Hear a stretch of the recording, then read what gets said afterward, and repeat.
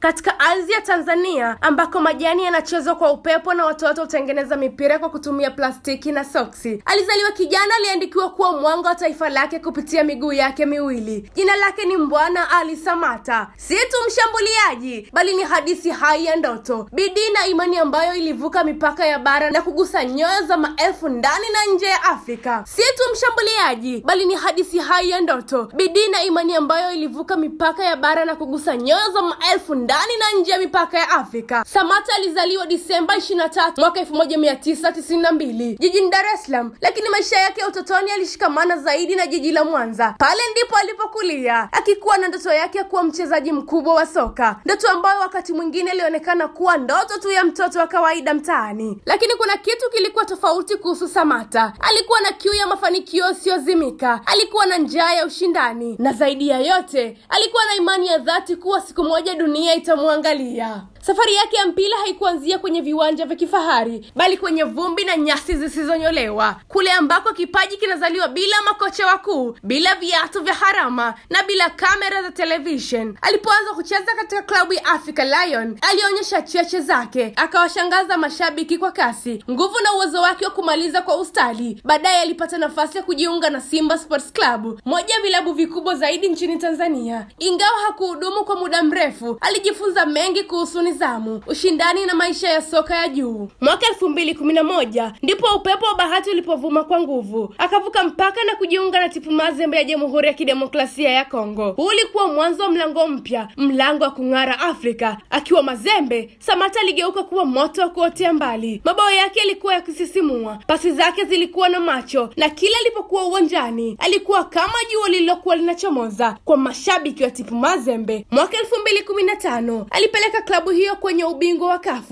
Champions League, na si tu kwa sehemu ya mafanikio hayo, bali alikuwa nguzo. Alifunga magoli muhimu, akawa mfungaji bora wa mashindano, na hatimaye akatawazwa kuwa mchezaji bora wa Afrika kwa wachezaji wanaocheza barani Afrika, tuzo ambayo haikuwa tu ya heshima kwake, bali kwa Tanzania nzima na Afrika Mashariki kwa ujumla. Tuzo hiyo ilifungua milango ya Ulaya. Januari mwaka 2016, Samata alisajiliwa na KRS ya Genk ya Ubelgiji. Ilikuwa hatua kubwa sana kwa mchezaji kutoka Afrika Mashariki, lakini hakutetereka. Alijituma, akijifunza haraka na kuzoea mazingira. Msimu wa mwaka 2018-19, Samata aliweka historia nyingine, akawa mfungaji bora wa Genk, akisaidia timu kushinda ubingwa wa ligi kuu ya Ubelgiji, na zaidi ya yote alichagua kuwa nahodha wa timu hiyo. Mtanzania akiwa nahodha wa klabu ya Ulaya ilionekana kama hadithi ya kubuni, lakini ilikuwa kweli. Baada ya kung'ara Ubelgiji, safari yake ikampeleka Uingereza alipojiunga na Aston Villa, kisha akaenda Uturuki kucheza na Fenerbahce. Popote alipokwenda, alienda kwa heshima ya taifa lake na akapambana bila kuchoka. Kisha akatua Ugiriki, akiendelea kuonyesha makali yake licha ya changamoto za majeraha na ushindani mkubwa wa nafasi. Lakini pengine hakuna jezi anayovaa kwa fahari kama ile ya blue na njano Taifa Stars.